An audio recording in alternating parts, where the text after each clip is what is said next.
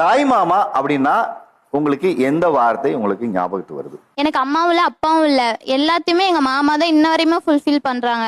என்னோட diamond sir என்னோட தாய் மாமா. அழகு.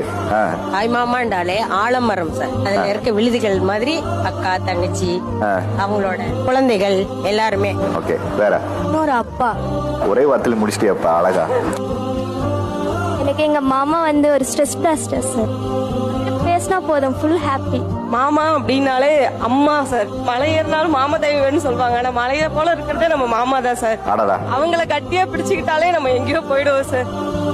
அம்மா சொந்தத்துல இருக்கிற மிகப்பெரிய நம்பிக்கை தாய் மாமான்னு. ஃபேமிலியோட முதுகெலும்பு அப்படின்னு சொன்னாலே எங்க மாமா தான். குடும்பத்தின் முதுகெலும்பே உங்க தாய் மாமா தான். ஆமா சார். என்னோட தாய் மாமா என்னோட சப்போர்ட்டர் சார். தாய் என்ற ஒரு அடைமொழியை கொண்ட ஒரே ஒரு ஆண்பால் உறவுனா அது தாய் மாமன் உறவு தான். அதனால தாய் மாமன்னா தாயுமானவன். இப்ப எங்களுக்கு வந்து தொட்டிலிடுதல் ஆரம்பிச்சு காது குத்துதல், பூப்பு சடங்கு செய்தல், திருமணம் ஆகும்போது எங்களுக்கு பட்டம் கட்டும் வரை அவங்களுடைய வந்து உரிமை கடமை ரெண்டுமே இருக்கு. தாய் மாமான்றது வந்து ஒரு கௌரவம் சார். ஒரு வீட்டுல கல்யாணம் பண்ணி போறோம் அப்படின்னாலே நம்ம அந்த வீட்டுல கௌரவமா இருக்கிறதுக்கு அந்த தாய் மாமான்ற உறவு வந்து ரொம்ப முக்கியமா இருக்கு. அதுல எனக்கு ரொம்ப ஸ்பெஷல்னா என்னோட ஹஸ்பண்ட். என் ஹஸ்பண்ட் எனக்கு தாய் மாமா தான். உங்களுக்கு எத்தனை மருமக்கள்? எனக்கு 4 அக்காங்க சார். எல்லா அக்காக்கும் 2 பொண்ணு இருக்காங்க சார். இத்தனை பேர்ல எதுக்கு இவங்கள மட்டும் நீங்க தேர்வு பண்ணீங்க?